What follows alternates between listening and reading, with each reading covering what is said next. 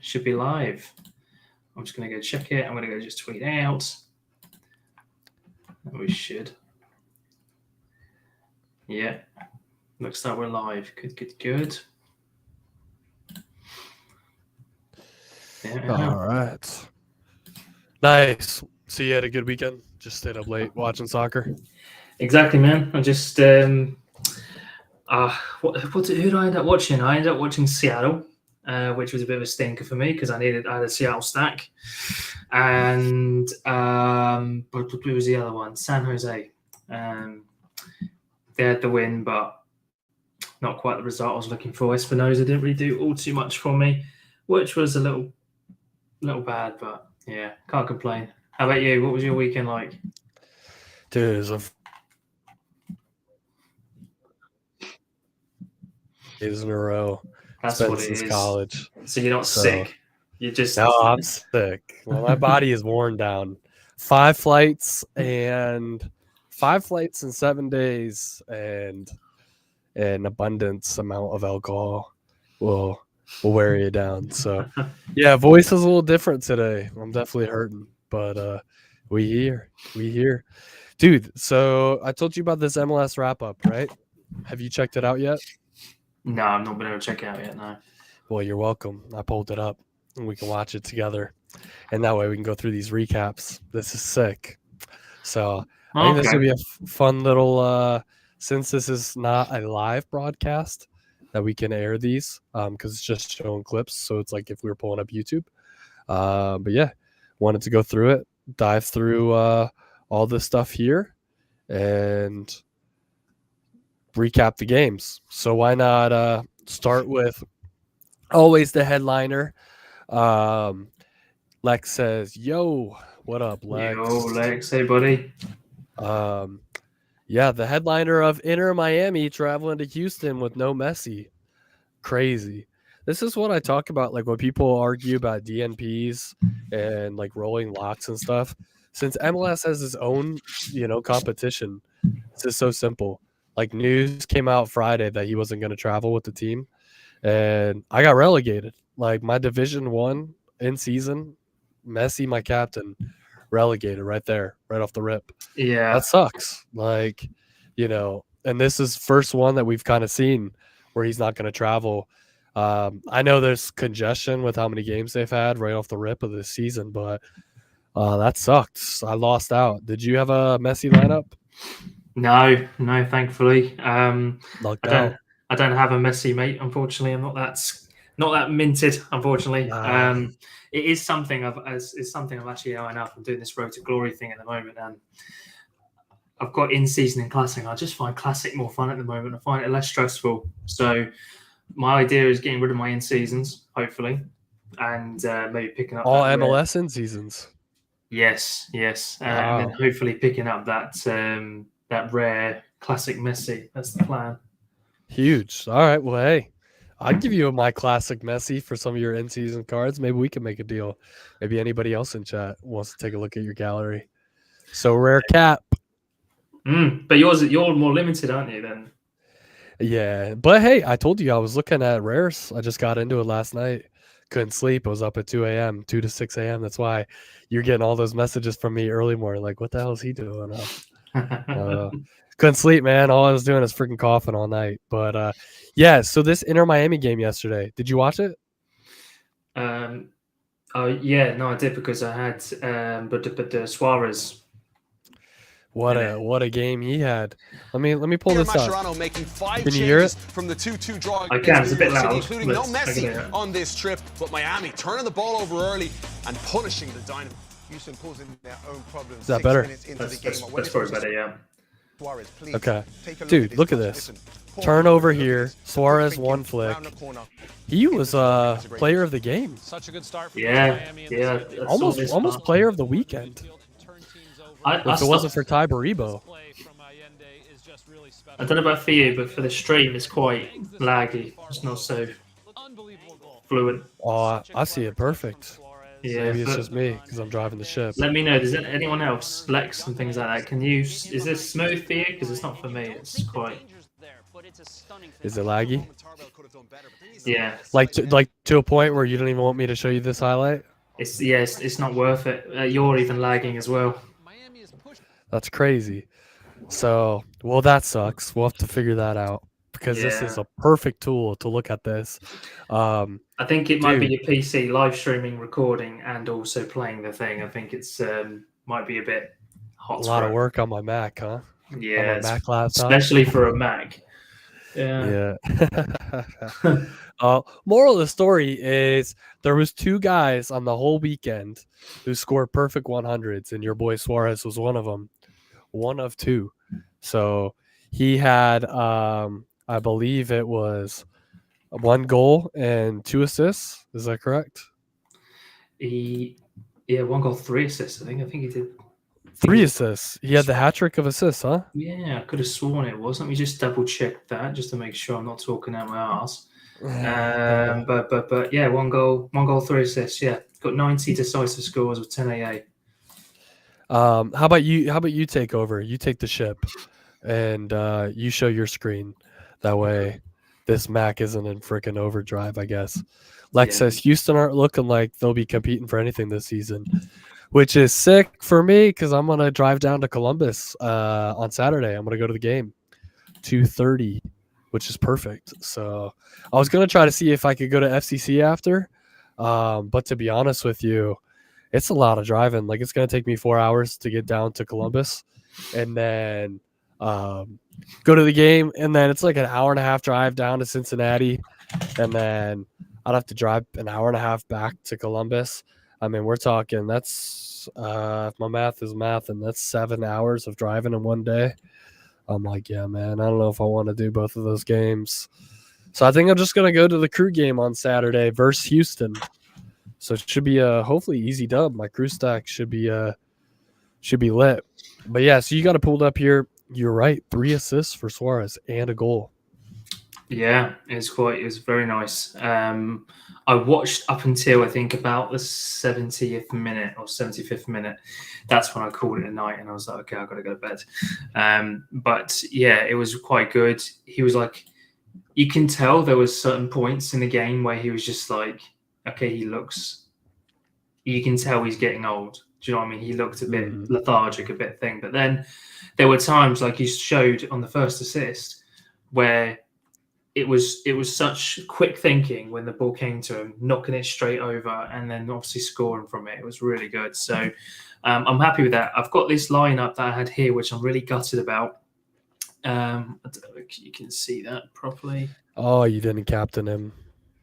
No, the only person I captained was that of Ryan Gould, and he the worst you could have captained. Only 6.5 worth of AA, hit 41. So I'm gutted with that one. Could have got a lot more.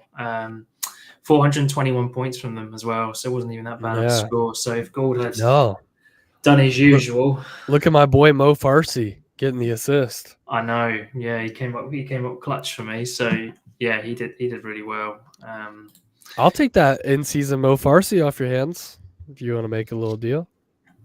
Can do. I'm up for it. I've got traders on me at the moment, trying to hype up and get them as well. So you got to be quick.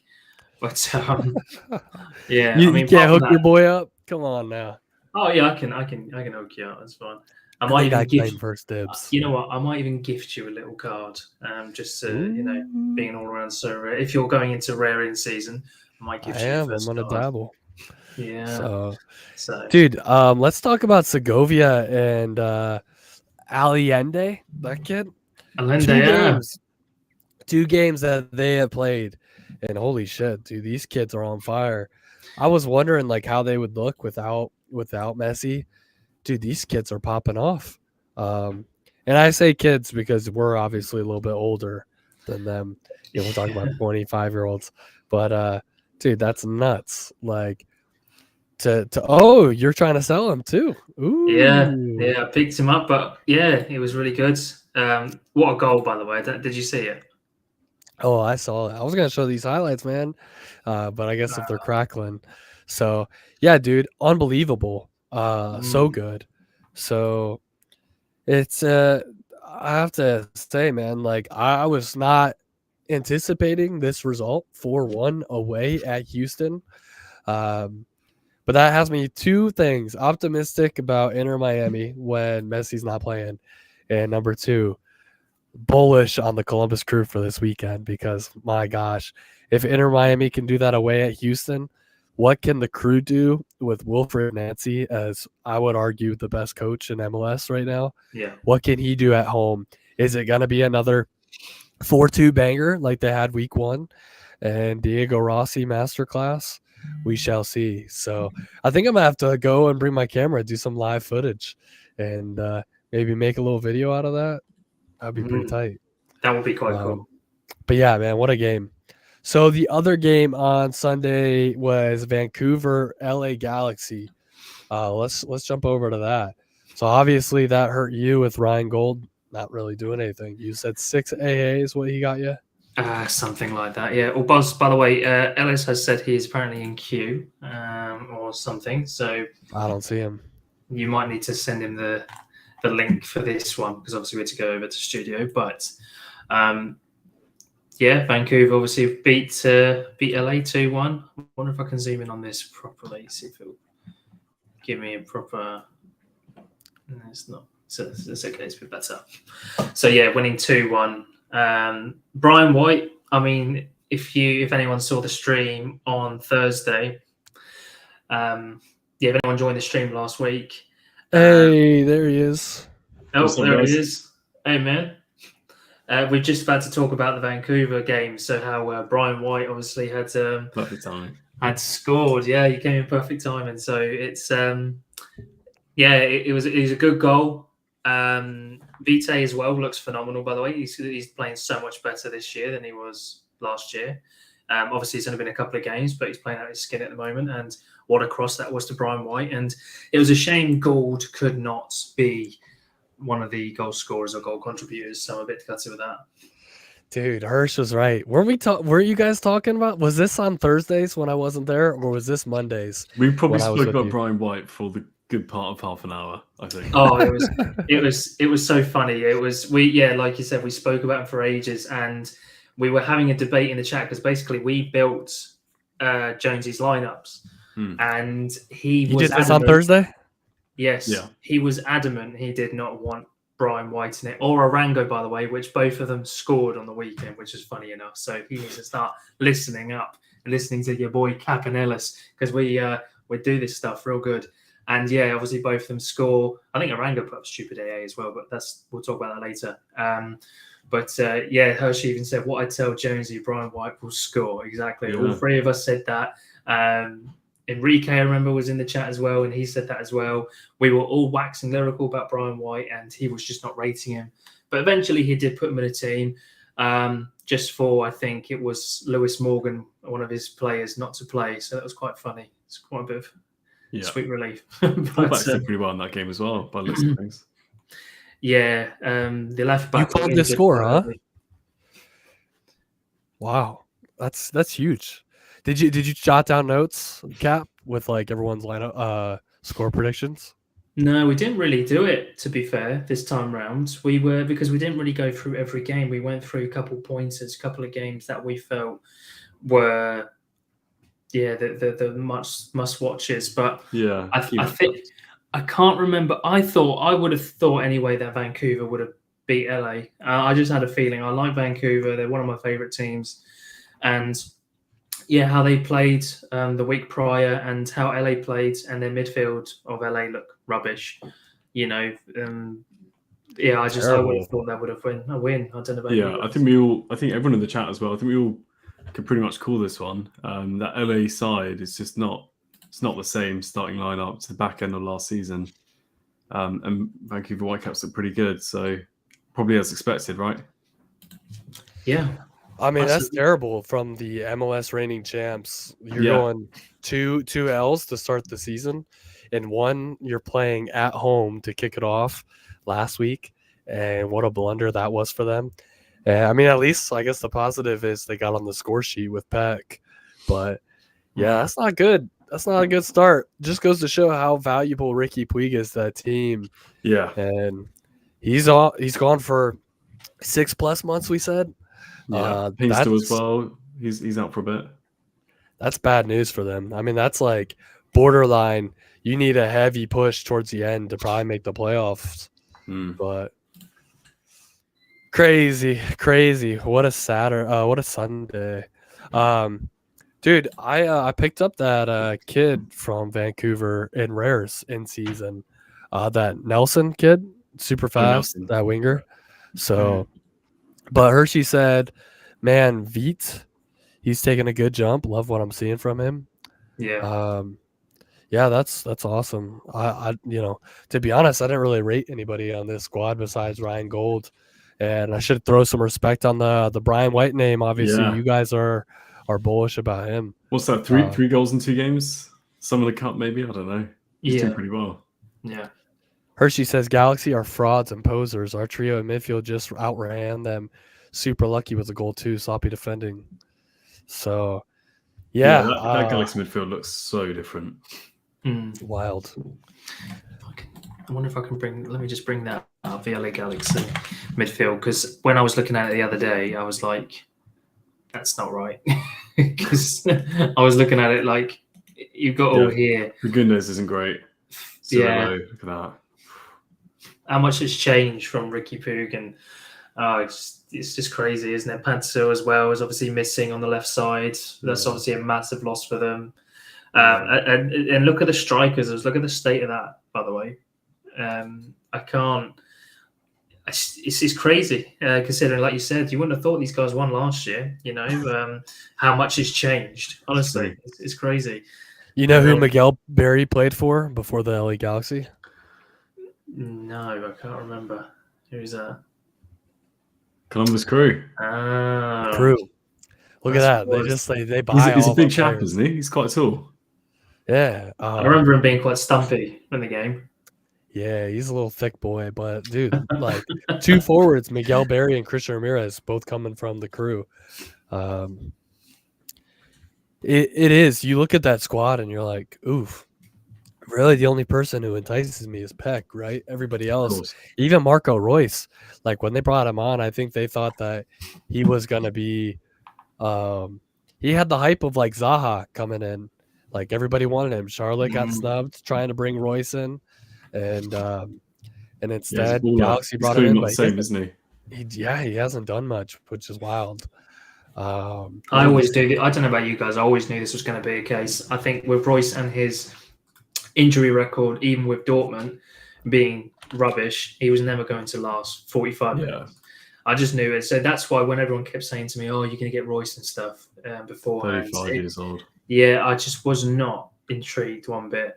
I love the guy, and he's good at, he's a good footballer if he lasted 90 minutes. But it's not good enough if you can't even play for 20. I loved him 10 years ago. Like we said, he was the poster boy for FIFA 2017. He was awesome. He was such a good Dortmund team. Yeah. Yeah. One quick thing, I gotta shout it out. Isaiah Ponte, I see him on the bench there too. Another Crew boy. It's hilarious. Galaxy were just like, hey, Crew are so good. Let us just pick up the squad, which is wild. So, yeah, man, that covered Sunday. Let's revert back to Saturday. First game that kicked off the game week, it was that Charlotte-Atlanta. So, did you guys watch this one? 2-0 Charlotte. I did actually, yeah. What's your thoughts? Really comfortable from Charlotte. They look really good. There were good signs from Almiron, but I thought he was dropping too deep at times. Lassie Laugh didn't have too much either, but Almiron was a little bit too deep in the game from Atlanta's perspective, but Charlotte looked really comfortable. It's just the way they set up. Good football, not necessarily possession the whole time, but I guess the way they played was just sort of really clear. Just get the ball to Zaha as quick as possible because he'll make something happen. And he did. He was really quiet in the first half. Second half, he came alive. I was going to ask you, Alice, actually, because you watched it. I didn't get to watch this game because I was busy at the time, although it was actually a decent time for us for once at 7:15. I missed this one. But can you tell us about how Zaha played? Was he actually any good? I know he ended up scoring. I saw the goal, which was, to be honest, the first half he was really quiet, and then the second half he he just had his moments, which is really. And do you know he's rolling back the years a bit? He reminds me of what he was like at Crystal Palace. He gets fouled so much. He's just really good at dribbling. And to be fair to him, it looks like he's kept in good shape. So he looked good. Yeah, I like what I saw from Zaha. Okay. Yeah, it was definitely dominant by Atlanta in the first half, and then like Hershey said, second half, Dean Smith must have roasted them in that locker room because they came out guns blazing. I mean, they scored 2 goals, 49th minute and then the 54th. Now Zaha's wasn't great. He even admitted it in the post game conference. He was like, "Yeah, I kind of just whacked at it and didn't get really clean contact, but hey, a goal's a goal," and he got man of the match.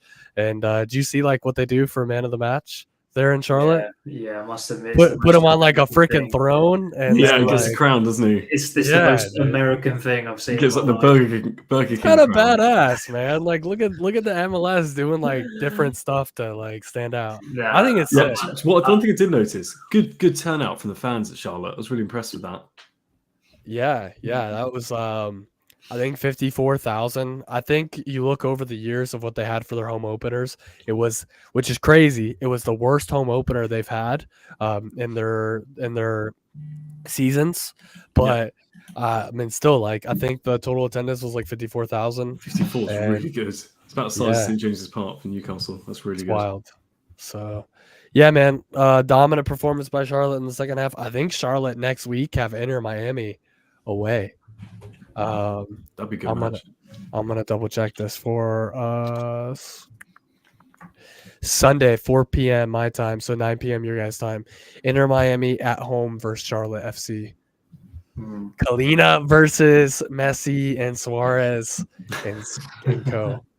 I'd say Inter Miami, but we're recapping today. Thursday we'll go over all of that. So let's go to the second game of the day for Saturday was Real Salt Lake versus Seattle. Cap, you were talking about how you had a Seattle stack, so I'll let you take this one over. No, where's it gone? Again, I'll get rid of it. Here we go.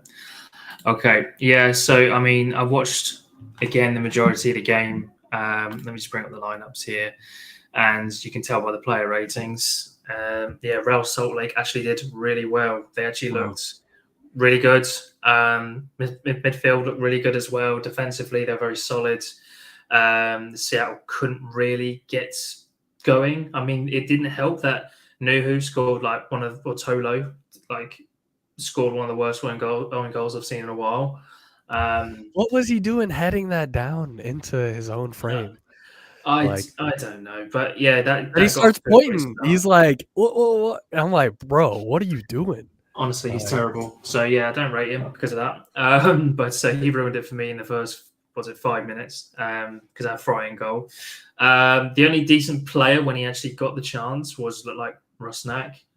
He played the ball really well. So did Roldan, to be fair. He was clearing up the defense, the defensive midfielder slot quite well. But all in all, Luna and Goncalves, Ojeda, Anelli, they were just, they're just killing Seattle's midfield. You had a sneaky feeling about this, I feel, Cap. When we were doing the preview, you weren't really favoured towards Sounders for this matchup. And you actually picked out Yamar Gomez as potentially being a bad pick for the upcoming game week. And I guess you're probably right. Yeah, I mean, I did see some research before after the stream is that Seattle haven't won against Real Salt Lake at Real Salt Lake for years. Right. It was quite some time, and I wish I saw this after I submitted my lineups, but it is what it is. And but yeah, it's one of those games again, and there's not much more to say in it apart from Real Salt Lake deserved the win and quite comfortably as well. What a bounce back for them too, going from last week getting absolutely thumped 4-0 from the Earthquakes to then taking Seattle on, who's pretty, I would say favorable for the West, and 2-0. So yeah, that's huge. Hershey says R.I.P. Pablo Ruiz, DNP. Yeah, we had Josie on, and he was basically saying he's going to do a little sketch soon, but he was basically like he's going to play like 100%. Yeah, that was the funny thing because we all said Brian White, and he's like Pablo Ruiz, in the extra slot, and this just shows him, doesn't it? Like, because I knew Pablo Ruiz wasn't going to be a starter constantly. Not if you just return back from an ACL injury, you're going to really be valuing his minutes. And yeah, that's the only reason why I think he's on the bench. But they didn't miss him either. So if they lost today, they would have thought, okay, well, next from here on out, we need to keep playing him. But because that's a really good point, actually. Because Anelli and Ajeda are just done the job absolutely fine, there's no reason to bring him back as quick. Lex says, where was Pablo Ruiz? Yeah, man. That's hilarious that Jonesy was like throwing his name out there. Oh yeah, big time. Classic Jonesy. Not even on the stream to defend himself today.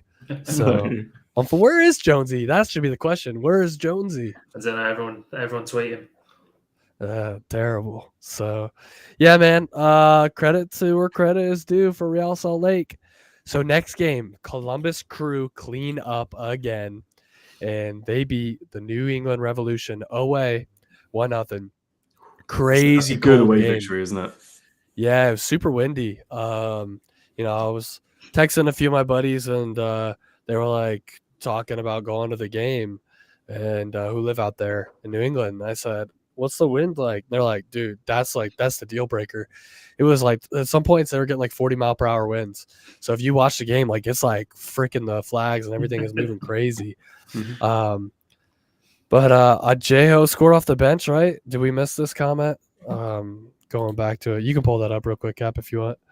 But yeah, so I mean, Ellis, I don't know if you know this. There's only 5 teams who are undefeated left in the MLS after 2 game weeks of 30. Yep. 5 of 30. DC United's one, right? Is DC United one? I think they've drawn both their games. You could be right. Hold on, let me pull this up. I probably should know if I'm going to throw something out there like that. I probably should know who the 5 are. Inter Miami, they're probably one. And LAFC? No, it's not Inter Miami.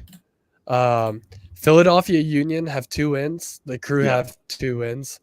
And then you have San Jose have 2 wins. Vancouver has 2 wins.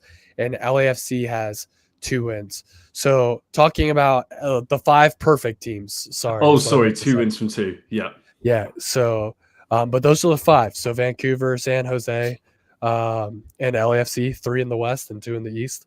Yeah. And that's my Crew boys. So, yeah. Did you pull Kobe? Are they playing 4 at the back? I thought they used to play 3. Yeah, it's really interesting because like the reality is Maldi comes up and plays like that wing back position. Farsi does, and then Zawadzki kind of like slots back. So it's just like it varies, man. Like depending on like Nancy's constantly reshaping this, and we'll see, especially when Rudy Camacho comes back healthy. He's been dealing with an injury. I don't think he's there this week. Seems like he's still a little far.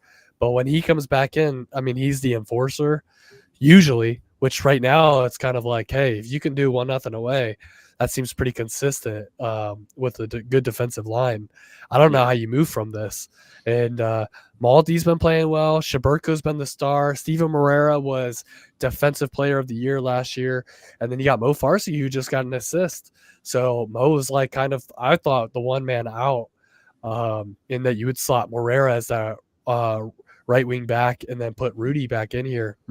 But dude, I don't know. I look at, we don't really have a lot of depth, but I would be very nervous with the Crew if I was someone who wasn't a Crew supporter, because if we get a real true striker in the summer, it's game over, man. If Nancy can do this away and we pull out games like this, the rest of the league is in trouble. I have to say, I really like the team on paper. You make a good point about the striker, but the spine is still there. It looks really strong. Yeah, I mean, Nagby has been the glue. He's always been the glue in every team that he's been a part of. I think he's the only active player in the MLS who has 4 MLS championships. So, I mean, you look at someone who you build your team around, that's him. Age is getting there.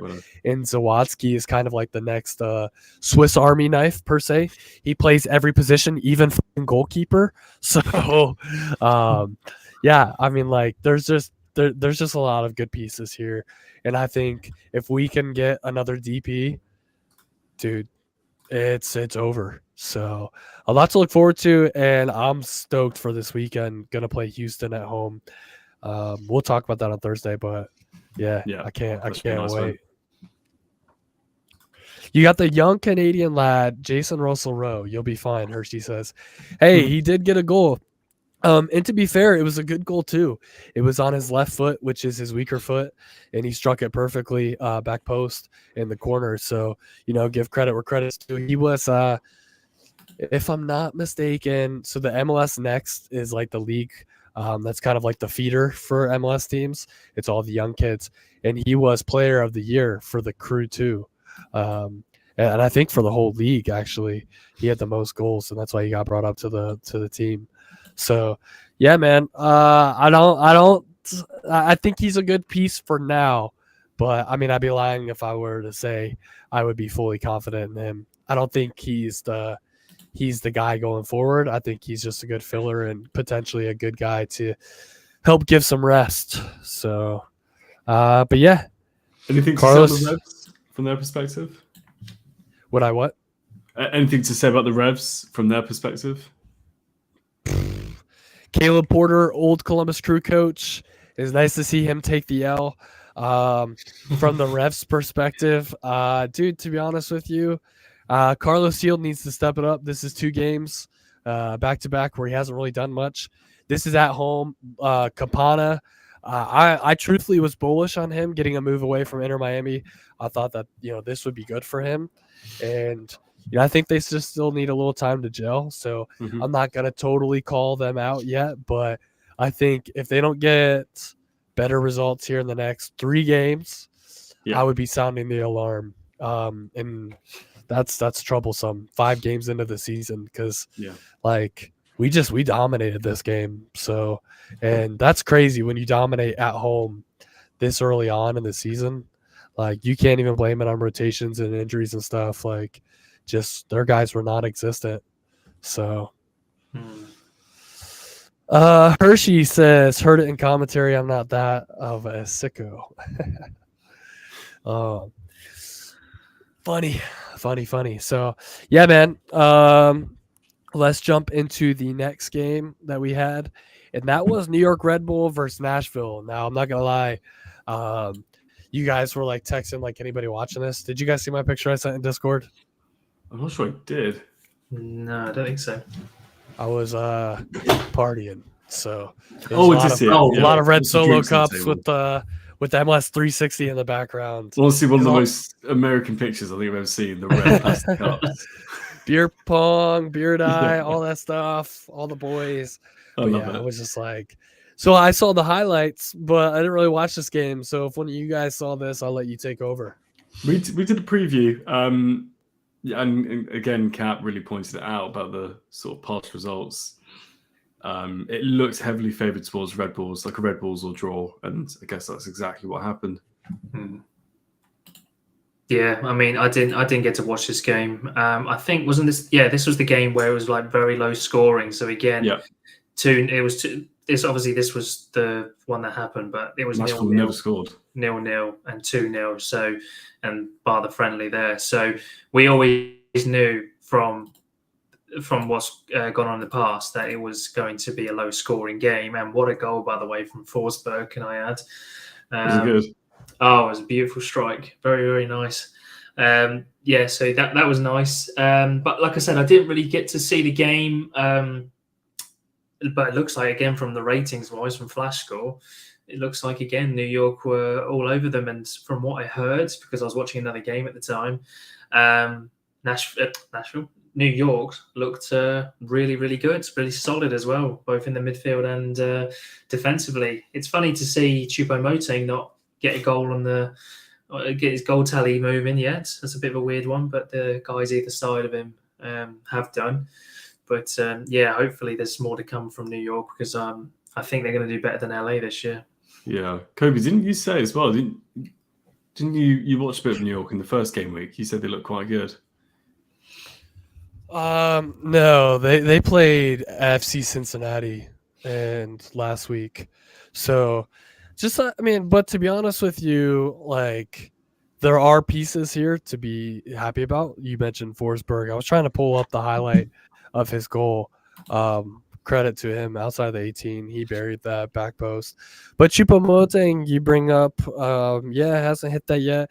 And honestly, another one is Stroud. You'd know Ellis on DC United last year.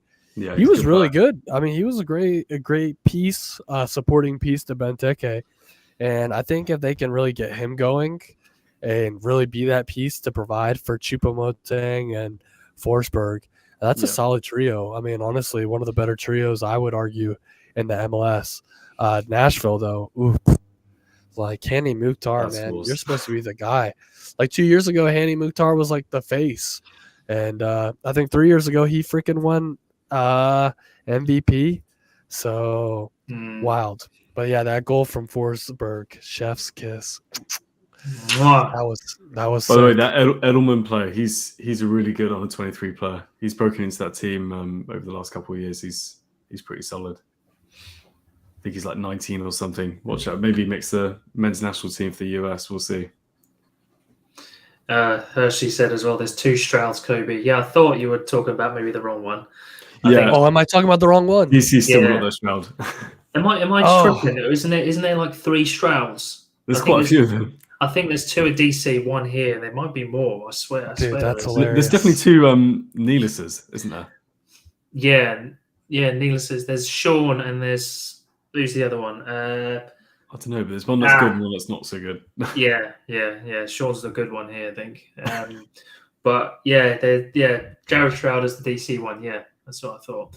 Yeah. So yeah, you only top end content here. You can see what Detroit's talking about. Knows what he's talking about. He's a good man.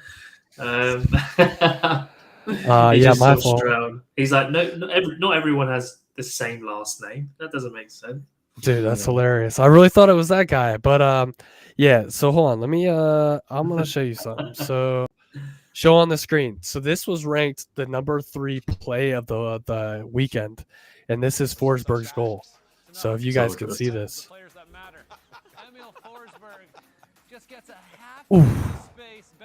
No, again, it's difficult. It's very framey, but I think I can. Just outside the box, isn't it? Yeah, just outside the box. Nice little curler inside corner. That's better. So it's very nice. Nasty. Yeah, man. Dude, fantastic goal. What a beast. So, that's hilarious. Jared Stroud is the DC one. Yeah, so I'll redact that statement. I have no idea who this Stroud guy is. I thought it was the Jared Stroud. I was like, oh, DC guy. He's now on Red Bull. Nice. So yeah, my bad. St. Louis and Nashville are the only teams who are yet to score in the MLS this season. Ooh. What have I said? I did my tier list and I put St. Louis near the bottom. Okay, because of that reason. I just other than Hartel, I can't see much more. So, like I said, yeah, we'll get onto that fixtures I'm sure soon enough. But apart from this game, 2-0. Terrible. Yeah, so the next game on the list is Orlando City versus Toronto. Yeah, Ooh, I had a key player from this actually in 2 lineups. Can you try and guess? From Orlando, I'm assuming. Yeah, I highlighted him a little bit actually. Pasalic. No, not Pasalic. No, I think. No, you're not a big spender? Not a big spender. Is it Rafael Santos or Schlegel? It's one of those 2, isn't it? No. That must be Midfield. Araujo? Araujo, yeah. Araujo. Yeah, he got 96 points on So Rare this week. Yeah, what a goal that was, by the way. The free kick. Did you guys see that? That was no, I haven't actually seen the highlights. Oh, dear, yeah. Beautiful. I think we should together before we start the stream next time, half an hour before, just watch all the highlights, get it all away. But what a free kick that was. Also, Freeman looks good as well. That right back. This is the game I watched because I have Pasalic in my in-season team, so I captained him, and of course he did. Out of 4 goals, he did fuck all. So that was great. Didn't even. He had a almost an assist. Like he passed the ball to Enrique. Enrique did a really good swivel and shot, hit the post. That was the only time I was getting close, really, to some sort of decisive action from Pasalic. Apart from that, he wasn't really any good, to be honest. But Freeman looks really sharp, looks really good as well. I think that was his first game, or was it his second game? I might be tripping, but yeah, he's done well back to back. I think it's his second game, actually. Got really good AA in both of them. High scoring, love it. MLS. Yeah. Yeah, I think I was trying to look this up. I think Saturday is Toronto has to go and play FC Cincinnati. That is Away. correct. Away. Ooh. So again, two of my teams very bullish on the Crew and FCC. FCC got a spanking this week, and we'll go talk about that here in just a bit. But they get Toronto this weekend. So I was just going to say, Kobe, so Toronto playing away from home 3 game weeks in a row. That's a lot of traveling, isn't it? oh, that's a lot. I mean, Hershey knows. I mean, you're going different countries. Like this is Canada to the United States. Now, yes, we border that, but I mean, dude, you're talking some of these flights are ridiculous. To Orlando is surely a big trip. Dude, that is like massive. You're going from Canada to the furthest south of the United States. Yeah. I just flew from Michigan, so just shy of Canada, and I flew from Michigan to Tampa, and Tampa's not even that further south of Orlando. I'd have to remember this. Geography is terrible. But yeah, my flight was like 3.5 hours, so I have to assume they spent a good 4+ coming down for that journey. And then, dude, yeah, I mean, you're talking, those are totally polar opposite climates.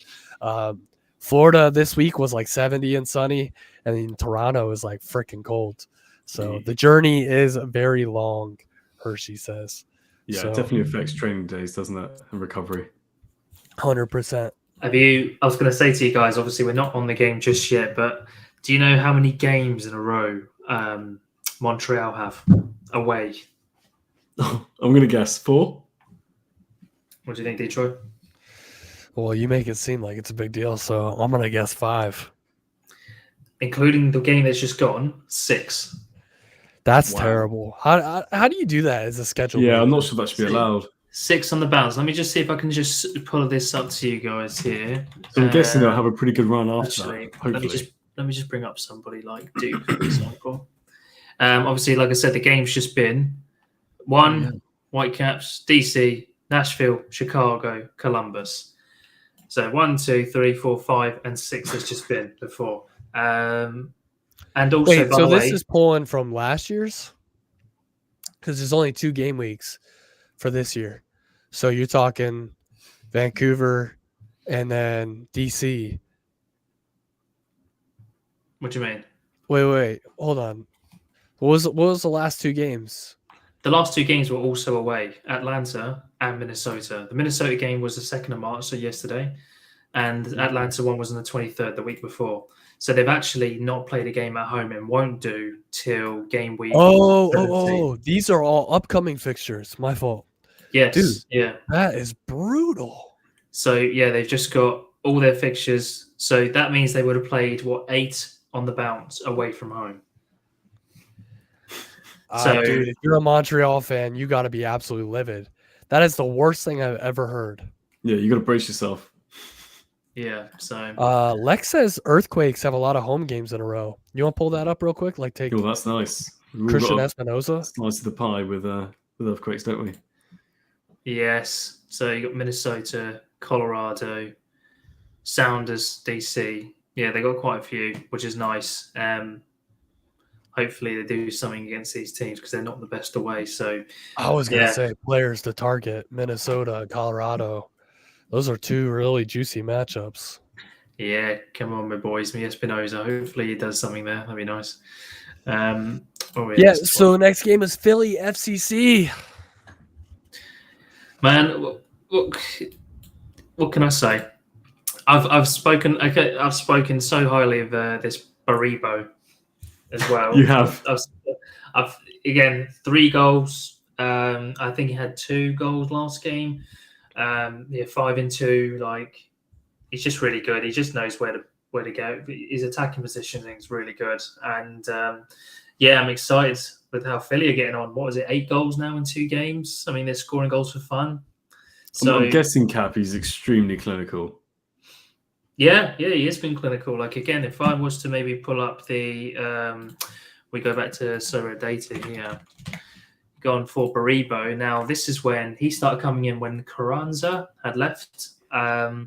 So you can start to see here, if we get rid of his sub appearances, because that was, again, just coming on and off for Carranza at the time, he's got 21 goals, 2 assists in 26 starts. I mean, there's 23 goal contributions in 26. So what more could you ask for? He's not exactly, like Jonesy will call him, like a Brian White, where he just hits 60s. He hits 60s with some good AA alongside it. So, yeah, he's a player that really excites me. He's a player that I wish I grabbed, and because the only reason I didn't get him is because I had Zaha in season quite cheap. But he was only £35, about $40 in season the other day. If I go check him up right now, hello, Baribo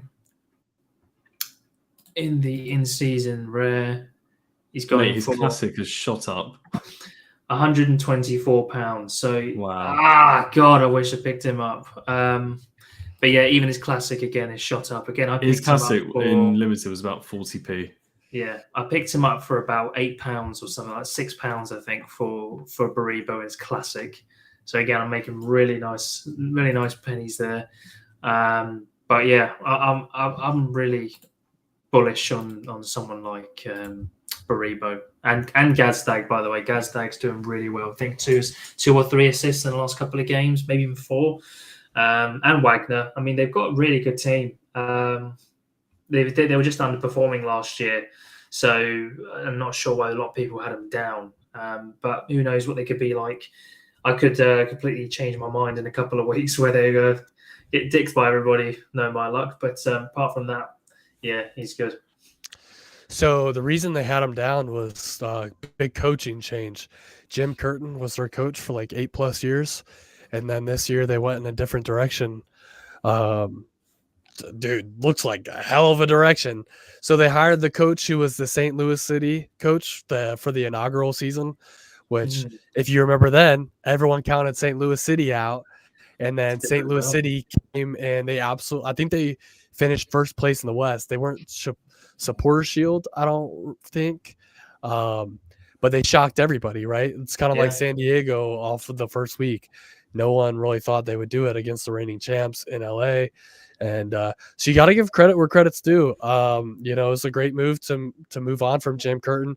I know he was loved by the fans and by everybody in Philly, but they just weren't getting results. He was there for 8 years, and they said, dude, this team's too good to kind of be middle of the pack. And shout out because dude, you talked about Carranza. Like, they've had pieces that have left too, and they always just seem to slot the next guy up. And Ty Baribo. But what more do you have to do to get? He had a hat trick, and he gets an 8.4. That's brutal. What a tough score. I know they weren't the greatest goals. They were like, kind of inside the 6 tap-ins. Chris Wondolowski-esque, if you guys remember who Chris Wondolowski is. He's nobody knows. I remember that name. It rings a bell. He has the most goals ever in the MLS. I think it's like 174. Oh, how did you say his name? Wondolowski? Is that his Wondolowski? Yeah. Yeah. So, I know him. Yeah. There was like the 2014 World Cup where the United States was playing Belgium, and Wando had the most epic miss. He was like inside the 6, and ball comes bouncing, and you're talking about one of the most prolific scorers in MLS history, and it bounces up, and all he had to do was literally just like hit it with his butt. And he like redirects it, and it goes over the crossbar. And everyone's like, oh my God, like, how did that happen? So yeah, tough. Bruno Damiani is the new striker. They paid over $3 million. Guessing Ura's time is over in Philly, is what Hirsch says. But dude, credit to this team, man. You said it, 8 goals in 2 games. They're firing at all cylinders. Andre Blake had a blunder. It could have been a second goal for FCC. But this was really, for someone who, like myself, is a big fan of FCC, I think this was a good wake-up call because we thought we were really strong defensively, and just goes to show we were exposed. Also goes to show, Bucha is very much needed in that midfield, moving alongside Iwobido. That gives Evander the freedom. Evander had a great solo goal. I don't know if you guys saw that. Kind of falling left foot that slots it. Kupo's our army knife, but man, are we missing Luca Orejano. And I know we settled the whole contract, so I hope that he gets his first start this weekend. But knowing that he hasn't even made an appearance yet, I think he'll probably come off the bench. And it's first Toronto, so a weaker side. But man, we need a bounce back game. Hopefully it's like RSL, getting thumped 4-0. The FCC comes out and does a 2-0 on Toronto and calls it a day. So I wouldn't dwell on this too much. Take the L. We move on. They play midweek as well, Cincy. Yeah, tomorrow, CONCACAF champions. So yeah, a lot of games. But I mean, honestly, you're talking this team is young. You're not talking Messi, Suarez, Busquets, Alba, guys in their 30s. I mean, freaking Danke's under 23, Evander's in his 20s. I mean, this is a young squad. So you can't, beginning of the season, come on, man. You can't tell me that you can't play a game every 3 or 4 days. Like, they should be fine. Yeah, well, I'm really impressed so far with Philly, and it's such a shame with Blake because again he's another one who I had him and Glesner's as a duo in my in-season, which was a bit of a bummer because Blake sort of ruined that. But yeah, they're looking good, and as long as they keep scoring goals and outscoring their opponents, they're going to be up there with the shout of winning the whole thing. Like they are looking really solid. Quinn Sullivan looks really good as well. Like I said, I alluded to Gazdag earlier. He's super solid. Another player who's just up there, I think, with one of the better creators in the league. And yeah, but with the new signing scoring in his debut, and within, I think he only had about 5-10 minutes. Could be a little longer. I'm not actually too sure. Let me just check. Actually, I've got it right here. Yeah, he came on the 70th minute. So yeah, he had about 20 minutes. And he got that goal, 8.2 rating. He looks good. Good place, right time. And again, it's just, the coach looks good. If he did what he did with St. Louis and now he's doing what he's doing at Philly, surely some eyebrows need to be raised and some respect on his name, really. 100%. Did you guys watch that onside yet? That kind of like Formula One that they did on Netflix, the Drive to Survive. They did that for Apple TV. No, I've not seen it. Oh, really? No, I haven't seen that. You should give it a watch. They do a segment on the Philadelphia Union, recapping all of their last year with Jim Curtin. But it's a big highlight on Quinn Sullivan and Cavan, the younger brother who's 15, who's going to go to City. Signed by City, right? Yeah. So, dude, it's really good. It's fun to watch that insight. You think about how these guys are professionals, but this kid's 15 years old and he's asking Quinn, who Quinn is not much older. I think Quinn's only a few years, he might be 20 years old. What were we doing at 15? That's mental, isn't it? Dude, I was doing fuck all at 15. Are you kidding me? I was playing Xbox, eating Doritos, drinking Diet Coke, and then going to play in high school varsity, thinking I was the shit. So this guy doesn't look 15 as well. They're doing some dodgy shit, I'm telling you. Yeah, I feel for him though. The coach threw him in here with the last kind of 10 minutes of the game, and truthfully, I know it was 4-1. Yeah, what you got, Cap? Sorry, man. I just wanted you to finish your point. And I want to say something afterwards. FCC was really pushing for these goals, and it could have been a flip. But Kevin had to do a lot of running defensively, so you didn't really get to see him go at it and take some guys on and be very creative. I think he had one opportunity, but I hope we get to see more of him and not having to do a lot of defensive work, because that's not what he plays. He's more of a winger cam creative role. But yeah, okay, it's what you got, Cap? No, I was just going to say here, let me just bring something up really quick, because I've noticed we've got a few people in the chat and obviously watching us at the moment. If each and every one of you can do us a massive favor and give this a bit of a retweet, a bit of a like, push it out there a bit more so more people can join the community, that'd be greatly appreciated if you can do that. Obviously on my channel, on All Around So Detroit and Ellis's. We've promoted it heavily there. So if any of you can do that for us, that'd be greatly appreciated. Because sooner or later we need to have a think about this giveaway for the Cincinnati kit, which we are overly excited about. But we need to get the ball rolling a bit, and hopefully we can make this community a bit bigger. But appreciate you. Well, just noticed there, Cal. We need to follow back Nihilus by the looks of things.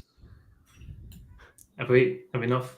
It says follow back, says he follows us.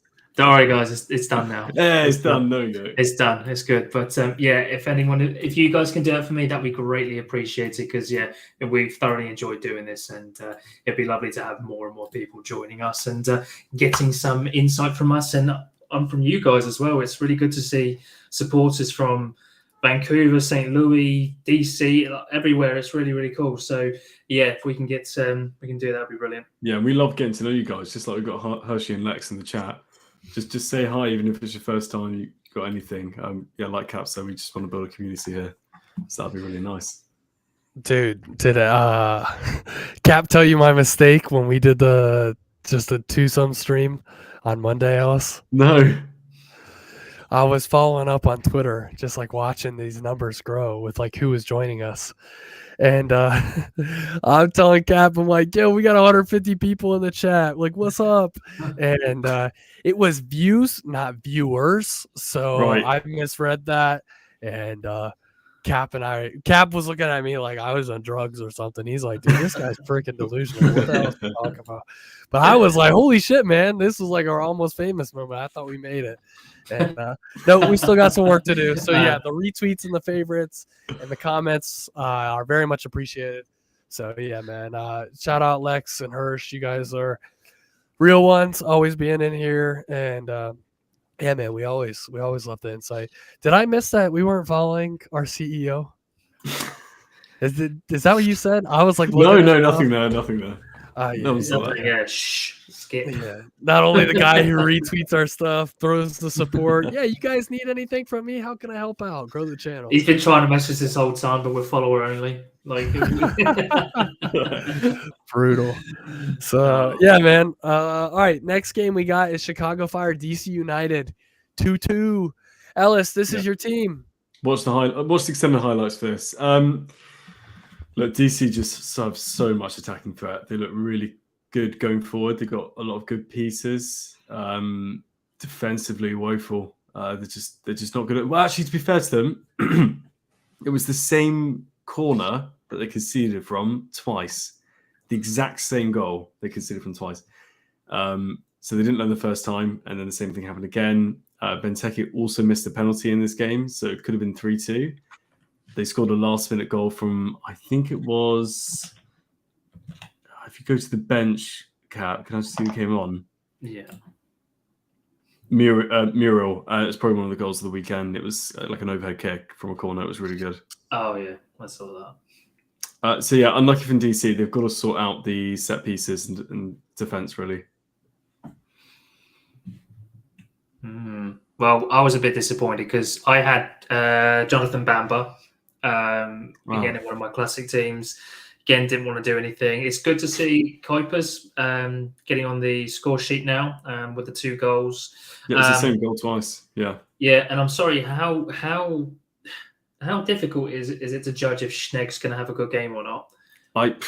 Honestly, only time will tell, but it's really difficult because he actually did look good from the highlights. Yeah, because when I was I said to him, no, he's not going to do good away from home. Against Chicago, they got a good front line. I'm not going to do it. And he hits like plus 30 AA or 20. Yeah, mental. He conceded 2 goals as well, and a yellow card. So that's -12. That's So it's like when he's the most confusing player. He's like in the games where you think he's going to do rubbish, play him, and in the games you think he's going to do good, don't touch him with a 10-foot barge pole. So it's he's such a confusing one. But other than that, it's not too much to say on the matter otherwise, apart from for fuck's sake, Bamba. I heard that Stroud guy's pretty good. Which one? The one that plays for... I guess I need to clarify these days. Hilarious. But no, dude, we're missing, which arguably right now is the goal of this season. Ellis. Yeah, mate. Unbelievable technique. Now, I don't know if we've all probably been there. I've been to the beach quite a few times. I've said to my mate or my sister, whoever it was, just throw the ball up. I'll give it an overhead kick. It is one of the hardest things to do. And to do it in a football match with thousands of fans watching you, I have nothing but respect for overhead kick goals. It was brilliant. 96th minute to tie it because Benteke missed that pen, right? Yeah. So Benteke scores, then he misses the pen. But yeah, dude, I mean, this is unbelievable. Just taking a look at this, like, I just want to show the angle that he did this on. So I mean, you're looking at this, and this ball comes across here, and boom, like he's like, dude, hitting that and then that going to the back post is crazy. And you know what's wild is that this isn't his first time that he's ever done this either. Right. For Gonzaga, or no, Georgetown, I think is what it was. One of those G colleges. He did it in like one of the championship games, and they talk about it. Like, dude, this kid is just notorious for hitting some of these worldies. So Jake Mural, I think is how you pronounce his name. Yeah, Mural. Dude, that's class. What a Might goal. get a spot in the team if he keeps scoring. Yeah, man, that's awesome. So, yeah, that's huge. Hershey says Stroud and Herrera equals Benteke headers. So good combination. Yeah, good little pairing. So, yeah, man. Yeah, but you're right, Cap. Kuiper's his positioning as a forward is really. You can just tell he's just a natural goal scorer. He's always in the right place at the right time. So, yeah. Kobe, question for you. In the Premier League, we always say you want a striker who gets you 20 goals. Is that probably fair for the MLS as well? You want a striker that gets you 20 plus? Yeah, you look at the past, like Golden Boot winners, they're all 20 plus. Yeah. Benteke, the reigning Golden Boot winner. You look at Ty Baribo, 2 games, already's got 5. He's a quarter of the way there. I mean, that's impressive. So, yeah, but Hugo Kuipers, I mean, credit to him. You know, both on the back post for those corner kicks. I mean, that's good to look. You have that, and then we were raving about Brian Gutierrez after game week 1 versus the Crew. So, I mean, there's pieces here for the Chicago Fire. Like, I mean, Mamba, like you got solid guys. So, I want to call them, anything special, but I also would say they could win on any given day too. So you just never know. Yeah. So next game we got is Minnesota United versus Montreal 1-0. And we're going to talk about Montreal having to do all this traveling. Feel for them. That sucks. So, I mean, I get why you see all these low scores for them. I mean, that's going to be brutal. It sounds like there's no give either. I think from what you can see, what Hershey said earlier in the chat, I don't know if we missed it, he said, yeah, Montreal are playing, let me just click on it actually, see if we can bring this up here. Montreal are always playing away to the start of the season, been hearing of stadium renovations plus the cold, but I don't know. But yeah, that makes sense, to be fair, if they are having stadium renovations. But what a tough time to be a Montreal player. You're not at home for like months. You're just constantly away. But to be fair, this Montreal have always done quite well, sort of the second half of the season, and now this is probably why. I mean, Waterman's a good pickup, Clark's a good pickup, Owusu. These are players that if they don't do too well because of the constant travelling, these are going to be some like sort of really good snippets to sort of pick up in your rare or limited in-season or classic journey, in a few weeks' time. Yeah, I really looked at the sort of, based on the LA game, I guess the performance from Minnesota was quite good. So we knew that it's probably going to be tough for Montreal, and they put the shift in clearly. Lex saying they should have had 2 as well. And yeah, look at Lod getting the start. We didn't think he would play, but he started from the get-go. I think it's someone's out injured, I think, if I remember correctly. I wonder if it will show me. There was a substitutes and missing players. Rosales, I think, is the one that's missing at the moment. He's out for a couple of weeks. Didn't know we had this bit. We can go through this as well. But yeah, there's the missing players. But yeah, Rosales obviously missing on this side. It's probably why they're missing here. But I'm not. Yeah, Lod's probably just going to be one of these players who plays every now and again. I would presume. But yeah. Talk about Yeboah. Like I said, should have had 2. I missed this game. I think I saw the highlights on 360. But yeah, he seems to be a shining piece for them. If you can get Robin Ludd to do what he did last year, I mean, this team's a dangerous team. So St. Clair's a good goalkeeper. Defensive line needs a little support, but yeah, I mean, not mad about keeping a clean sheet. 1-0. No, yeah, you don't see too many of those. That's what we like. So next game, you got Sporting Kansas City versus San Jose Earthquakes. A 2-1 and a red card in this one. I think there was only 2 red cards for this weekend. Hernan Lopez, and then Inter Miami was the first game we talked about. Ian Frey got one literally, and then the game was over. The game was over, and he got a red card after the game. Like, you're a moron. But let's talk about this, man. Did you guys watch this one? No.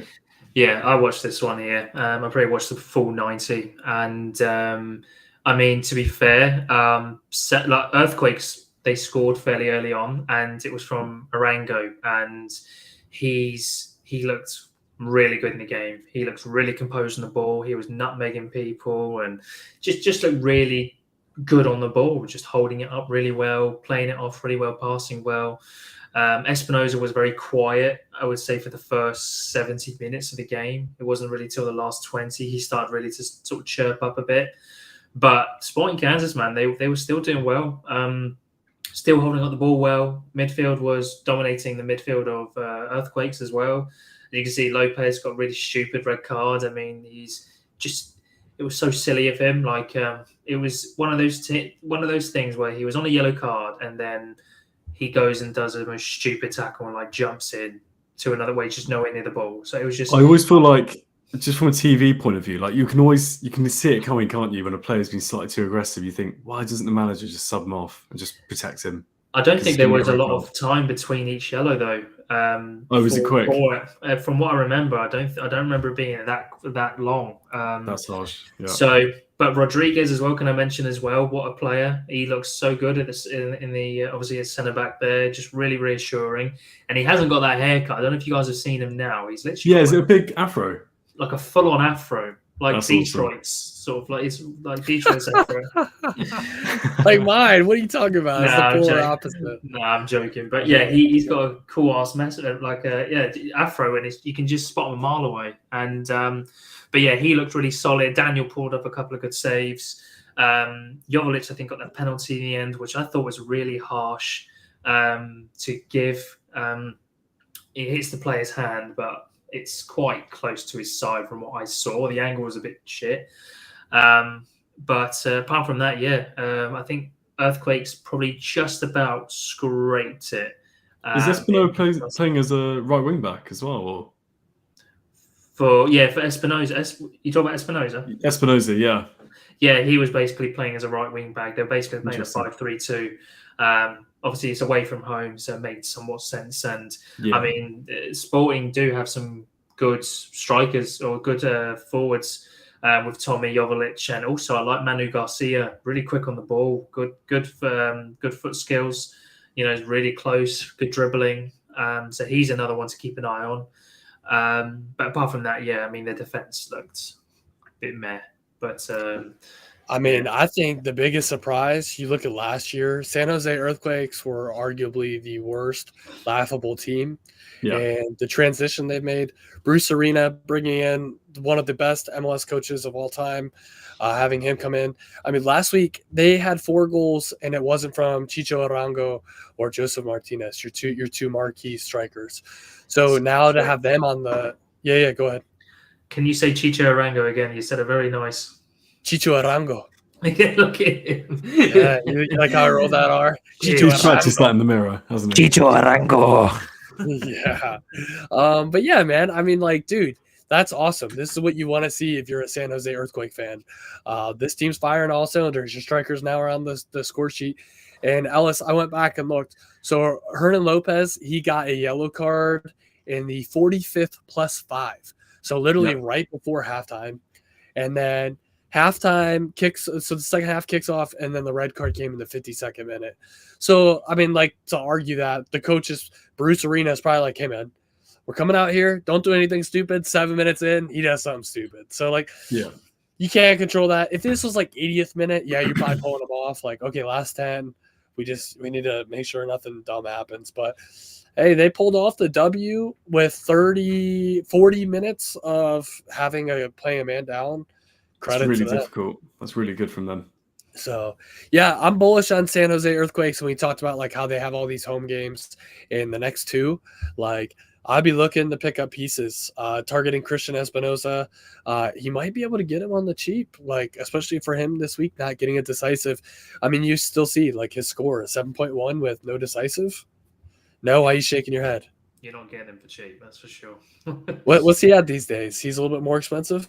Let me just check. You're talking about in-season limited, or you want to know? I'd say limited. I mean, like cheap, like you're not paying Evander prices, like someone who can get you really well. I'm betting $30. Wow, look at that. Freaking right up. $24. Dude, actually, I'm going to bet on this real quick. This is in pounds. This is in pounds. Remember that. So it's £30. $28. So yeah, about $40, something like that. I'm going to put my money where my mouth is. You ready for this? We're ready. How much is his rare? Because this is what I'm talking about, £200. So you're talking so like this is 30. So this is $40. Okay, so I was shy $10. So Alex saying the Russian forward for Kansas looks really good. Which player is that? Hovilic. I think it's that right winger, isn't it? Jovilic is Serbian, I think. Is he Serbian? Was he talking about that new right winger? I think it's a new right winger. Shep something. I can't remember his name.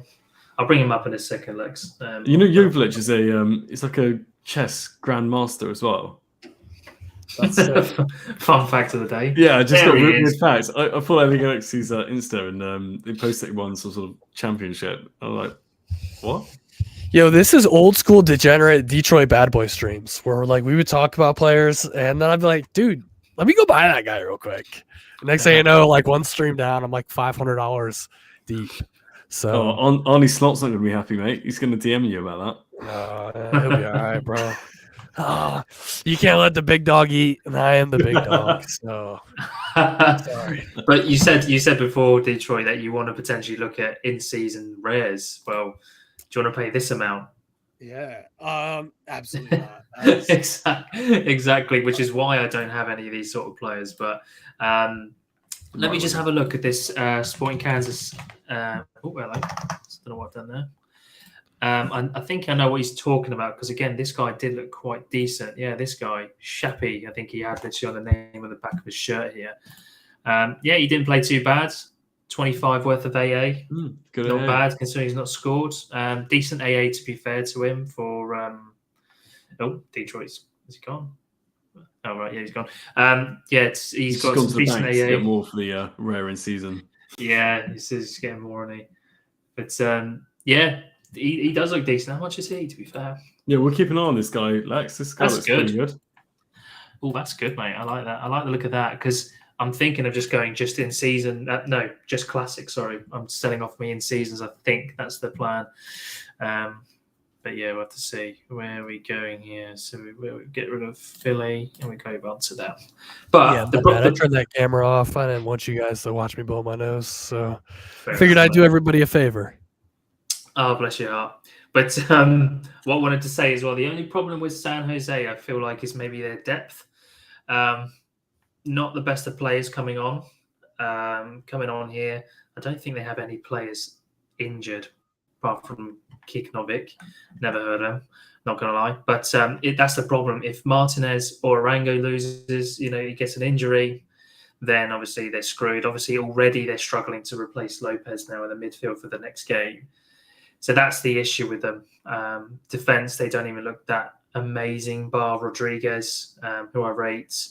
And this guy didn't look too bad either, but I just don't like Romney. But yeah, that's the issue with San Jose, is that they can do really well. And it's good they have no CONCACAF Champions League, because otherwise their squad was going to be pulled thin. So it's good for them that they've got that. Yes, sir. All right, the next game is the Colorado Rapids versus FC Dallas. This game had 6 goals in it, and that is 3 times more than the last 3 games of the MLS Saturday night, which is kind of gross, man. Imagine staying up late and watching this LAFC game versus New York City. Ouch. 1-0. Portland Timbers, Austin 1-0. And then San Diego, St. Louis 0-0. This game had 6 goals, and those 3 late games had 2 out of all 3. That's tough. But let's jump into this, dude. Can I start? Yeah. Go for it. FC Dallas. I said this from week 1. I think you're going to see a great pairing of Lucho Acosta, obviously my boy, and Peter Musa. Peter Musa showed up in game week 1, and he showed up again in game week 2. That is a forward. You talk about someone who, Ellis, you're like 20-plus goals.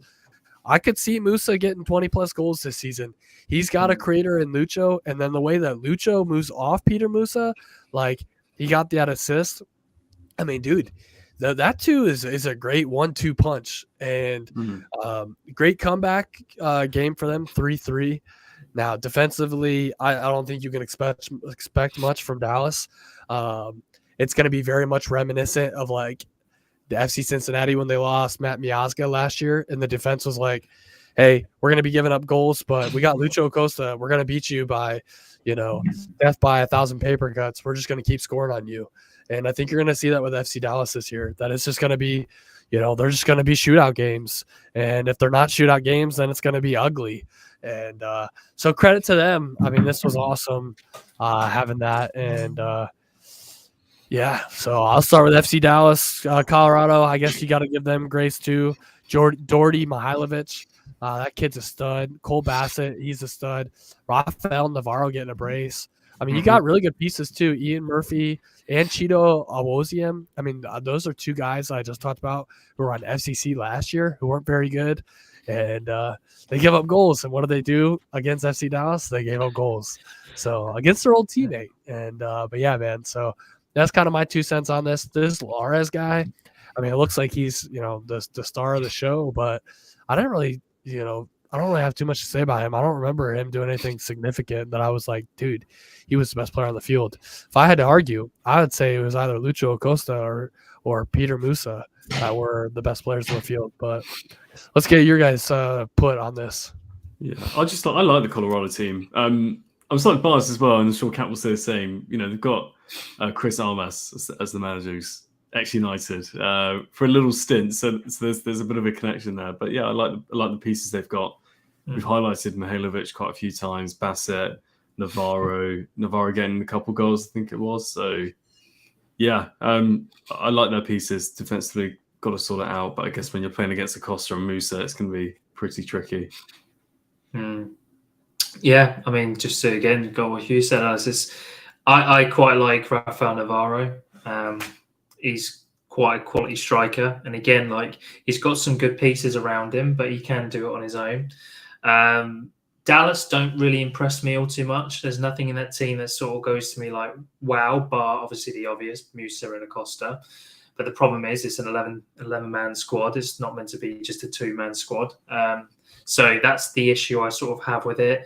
Osas has not done the best so far since going to Dallas. The new centre-back, that left centre-back you can see there, Hoghide, his name is, the surname.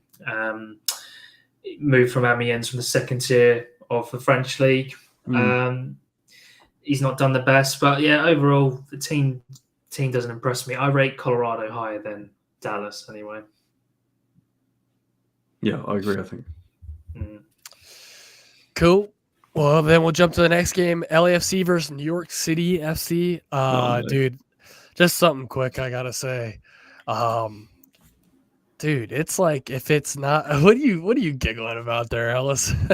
I've got full NYCFC stack. Yeah. Okay. How about you start this one then? Let's hear your input. No, so I watched all of the Inter Miami game, and I think Cat will remember me saying that this was a pretty predictable result. They got a 2-2 draw with, and Inter Miami had 10 men. I still don't think NYC, apart from Martinez, I don't think they've got the quality. They just lost Santi Rodriguez. They need someone to fill that massive void.